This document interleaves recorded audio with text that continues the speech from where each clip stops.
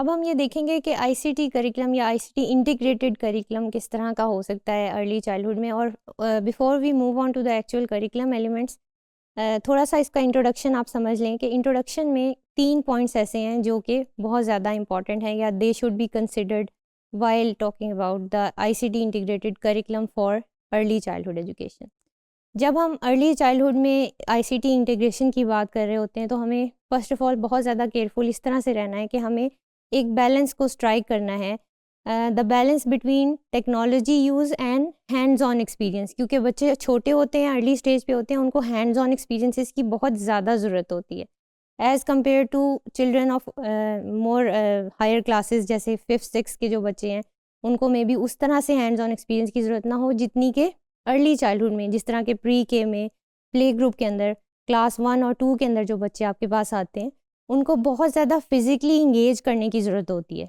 तो वो जो बैलेंस है वो स्ट्राइक करना, वो करिकुलम के अंदर उसका एलिमेंट, उसका ख्याल रखना, ये बहुत ज़रूरी है। फिर उसके बाद the curriculum should be design to enhance the overall learning experience. Overall आपने बच्चे के एक्सपीरियंस को इन्हांस करना है, उसकी जो होलिस्टिक पिक्चर है वो आपने देखनी है रादर देन स्मॉल बिट्स की अच्छा इस एक्टिविटी में क्या हो रहा है। जब आप पॉलिसी लेवल पर आप उसको देख रहे होते हैं या आईसीटी इंटीग्रेशन को देख रहे होते हैं तो आपने ये मेक श्योर करना है कि हर यूनिट के साथ, हर थीम के साथ जो डिजिटल एलिमेंट्स हैं वो इतने अप्रोप्रिएटली उसके साथ इंटीग्रेट किए गए हों जो बच्चों की नीड्स के मुताबिक हों, उनकी इंगेजमेंट और मोटिवेशन के लिए हों और प्लस उनके लिए अप्रोप्रिएट हों। फिर तीसरी चीज़ ये कि a thoughtful approach is required that aligns with the developmental stages of young learners. The curriculum should integrate technology in ways that contributes in their cognitive, social and emotional development. All of this should be kept in mind while developing the ICT curriculum for ECE. अब इसमें 3 perspectives हैं जो कि UNESCO policy brief on ICT in early childhood care and education के अंदर हमें मिलते हैं। और उस पॉलिसी ब्रीफ के अंदर इन 3 पर्सपेक्टिव्स को मद्देनज़र रखा गया है। The first perspective is macro, second one is meso and the third is micro. Now the macro, as जैसे कि अब नाम से ही ज़ाहिर है, micro means bigger perspective. Bigger means कि आपने पॉलिसी लेवल पर या गवर्नमेंट लेवल पर ऐसी पॉलिसीज़ इन लाइन बनानी हैं जो कि आईसीटी को सपोर्ट करें in terms of integrating it into ECC. Now to tell you that कि जो हमारा इस वक्त single national curriculum for early childhood या ईसीसी जो प्रपोज किया गया है इन पाकिस्तान, उसके अंदर डिजिटल या आईसीटी का एलिमेंट कोई भी मौजूद नहीं है इस वक्त। और इसको इंटीग्रेट करने की ज़रूरत है, इसको देखने की ज़रूरत है कि how we can enhance those experiences for early childhood.